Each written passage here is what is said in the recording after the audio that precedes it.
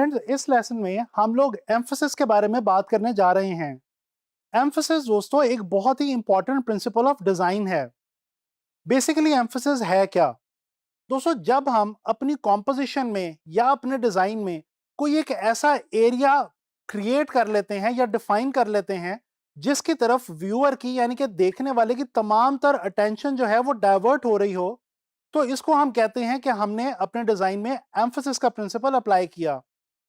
दोस्तों, ये जो एरिया हमने बनाया अपने डिजाइन के अंदर जिसकी तरफ देखने वाले का ध्यान हमने डाइवर्ट किया है, इसको हम फोकल एरिया के नाम से जानते हैं। अच्छा, ये जो एम्फेसिस क्रिएट करने का काम है, ये बहुत सारे तरीकों से किया जा सकता है। ये मैं आपको बाद में बताऊंगा। पहले मैं आपको ये बताता चलूं कि हम एम्फेसिस के अंदर जो फोकल एरिया क्रिएट करते हैं वो एरिया होना चाहिए जिसमें हमारे डिजाइन का जो मोस्ट इंपॉर्टेंट पोर्शन है, यानी कि हमारे डिजाइन का कॉन्सेप्ट या थीम, वो उस पोर्शन के अंदर उस एरिया में लाई कर रहा होना चाहिए, यानी कि वो वाकई में हमारे डिजाइन का इंपॉर्टेंट तरीन एरिया होगा। अच्छा, इसके साथ साथ एक और अहम बात मैं आपको यहां पे बताता चलूं। आप लोगों ने एम्फेसिस क्रिएट करते हुए हमेशा ये बात याद रखनी है कि एक डिजाइन के अंदर एक से ज्यादा फोकल एरियाज नहीं होने चाहिए, क्योंकि अगर हम मल्टीपल फोकल एरियाज अपने डिजाइन के अंदर क्रिएट कर देंगे तो जो देखने वाला है यानी कि हमारा जो व्यूअर है उसकी आई डिस्टर्ब हो जाएगी और उसको बिल्कुल समझ ही नहीं आएगा कि मैंने पहले किस चीज को देखना है और फिर उसके बाद किस चीज को देखना है। बेसिकली ये जो एम्फोसिस का जो प्रिंसिपल है, इसके जरिए हम व्यूअर की जो आय है उसको ट्रैवल करवाते हैं अपने डिजाइन के अंदर बहुत आसानी के साथ। तो चलें अब बात करते हैं उन तरीकों की कि जिनके थ्रू हम बेसिकली अपने डिजाइन के अंदर एम्फोसिस को क्रिएट कर सकते हैं। दोस्तों, एम्फोसिस आम तौर पे डिजाइन के अंदर कॉन्ट्रास्ट के थ्रू क्रिएट किया जाता है। जब मैं ये कह रहा हूं तो इसका मतलब ये है कि ऑपोजिट चीजों को इस्तेमाल करके, मिसाल के तौर पे आप इस विजुअल को देखिए, यहां पे आपको कुछ ग्रे कलर के सर्कल्स नजर आ रहे हैं और उनके बीच में एक रेड कलर का सर्कल है। तो बेसिकली कंट्रास्ट दे दिया और ब्रेक दे दी कलर के अंदर, और कलर में ब्रेक देके एक खास जो सर्कल है उसको ज्यादा इंपॉर्टेंट बना दिया गया है यहां पे इस विजुअल में। इसको कहते हैं एम्फोसिस क्रिएट करना। इसी तरह से एक और मिसाल मैं आपको दिखाता हूं। ये विजुअल देखें, इसके अंदर लाइट और डार्क की मदद से यानी कि वैल्यू की मदद से एम्फोसिस क्रिएट किया गया है। आप देख सकते हैं कि फ्रंट पे जो एक ब्लैक कलर का इमेज है वो ज्यादा अटेंशन ग्रैब कर रहा है रादर देन के जो पीछे बैकग्राउंड पे ग्रे कलर के इमेजेस हैं उनकी निस्बत। अच्छा, इसी तरह हम बाजुकात किसी पैटर्न को ब्रेक करके भी एम्फोसिस क्रिएट कर सकते हैं।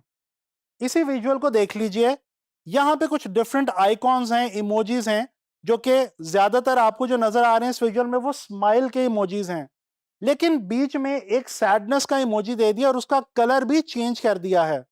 तो हो क्या रहा है, जब आप इस विजुअल को देखेंगे तो आपकी नजर सबसे पहले इस सैड वाले रेड कलर के इमोजी पे पड़ेगी, ना कि उन येलो कलर के जो स्माइल वाले इमोजीज हैं उनके ऊपर। सो बेसिकली इस तरह से हम एम्फोसिस क्रिएट करते हैं।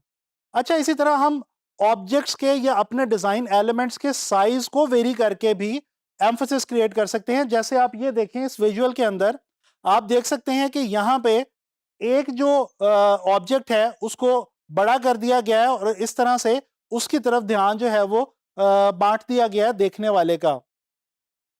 अच्छा, इसी तरह से एक और आपको तरीका बताता चलूं। बाजुकात हम अपने जो हमारे एलिमेंट्स होते हैं उनको हम कुछ इस तरह से प्लेस करते हैं या इस तरह से कैप्चर करते हैं कि उस प्लेसमेंट की वजह से वो फोकल एरिया बन जाते हैं हमारे डिजाइन का या हमारी फोटोग्राफ का। इस फोटोग्राफ को देख लीजिए। इस फोटोग्राफ में आप देख सकते हैं कि मट्टी है जो कि ब्राउन कलर की है और जो मट्टी का एक प्रॉपर खूबसूरत रंग होता है, और उसके बीच में एक ग्रीन कलर का ये छोटे से कुछ 2-3 लीव्स की एक शाख निकली हुई है। एक छोटा नौजायदा पौधा जो है वो निकला हुआ है, और ये जो ग्रीन है इस ब्राउन के बीच में ये थोड़ा सा आइसोलेटेड फील हो रहा है, और इसकी प्लेसमेंट कुछ इस किस्म की है कि इसकी प्लेसमेंट की वजह से ध्यान जो है वो पूरी पिक्चर के अंदर, पूरी फोटोग्राफ में डायरेक्ट इसी की तरफ जा रहा है। अच्छा, चलें अब कुछ बात करते हैं प्योरली ग्राफिक डिजाइन के हवाले से एम्फेसिस की। दोस्तों, इस पोस्टर को देखिए, ये एक मूवी पोस्टर है और आप देख सकते हैं कि इस मूवी पोस्टर के अंदर कलर को ब्रेक करके भी और उसके अलावा साइज के अंदर वेरिएशन लाके भी जो है वो एम्फेसिस हमने यहाँ पे क्रिएट किया है अपने डिजाइन के अंदर।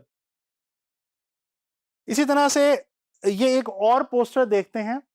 ये भी एक मूवी से रेलेवेंट ही पोस्टर है और आप देख सकते हैं कि कैमरा नजर आ रहा है आपको फोरग्राउंड में और उसके अंदर जो उसका लेंस है उसके अंदर आई बना दी गई है। आई की जो इमेज है वो दिखा दिया गया है और वो इमेज इतना मैग्नीफाई कर दिया गया है कि जब हम देखते हैं इस इमेज को, पूरे पोस्टर को, तो हमारा ध्यान सबसे पहले डायरेक्ट उस आई वाले पोर्शन पे जो वो लेंस वाली जगह पे है वहीं पे जाता है। तो इस तरह से हम पोस्टर्स के अंदर बेसिकली अपने किसी भी डिजाइन्स के अंदर जो भी हम आइटम्स प्रोड्यूस कर रहे हो डिजाइन में, उनके अंदर हम एम्फोसिस क्रिएट करते हैं। एक वेबसाइट की मिसाल भी देख लेते हैं। ये देखिए, ये एक वेबसाइट है एक इवेंट के हवाले से, जो कि एंटरप्रेन्योरशिप के हवाले से एक इवेंट है और आप देख सकते हैं कि इसमें बिल्कुल सेंटर में करके बड़ा करके उन्होंने लोगो जो है वो क्रिएट किया है और उसके नीचे इन्होंने डेट जो है वो रख दी है और यहाँ पे इन्होंने कलर की भी वेरिएशन दी है। बैकग्राउंड पे डार्क कलर्स हैं, ग्रेज और ब्लैक्स हैं, ब्लूज हैं, डार्क ब्लूज हैं और फोरग्राउंड पे प्योर वाइट यूज करके जो है इन्होंने एक एरिया, यानी कि ये जो लोगो है और जो डेट है, इसको इन्होंने फोकल एरिया बना दिया है। तो दोस्तों, आप लोगों ने देखा कि डिजाइन के अंदर एम्फेसिस की किस कदर ज्यादा अहमियत है और हम डिजाइन्स को कितना इंटरेस्टिंग बना सकते हैं अगर हम जो प्रिंसिपल है एम्फेसिस का उसको फॉलो करें अपने डिजाइन्स के अंदर। तो आप लोगों को मैं ये रेकमेंड करता हूं कि आप लोग एम्फेसिस के ऊपर बहुत ज्यादा ध्यान दें और आने वाले वक्त में जब आप लोग डिजाइन्स बनाएंगे तो आप इस प्रिंसिपल को यूज करके बहुत इंटरेस्टिंग डिजाइन जो हैं वो क्रिएट कर सकते हैं। मैं उम्मीद करता हूं कि आप लोगों को ये लेसन जो है ये पसंद आया होगा। इंशाल्लाह ताला नेक्स्ट लेसन में किसी नए प्रिंसिपल ऑफ डिजाइन के हवाले से बात होगी।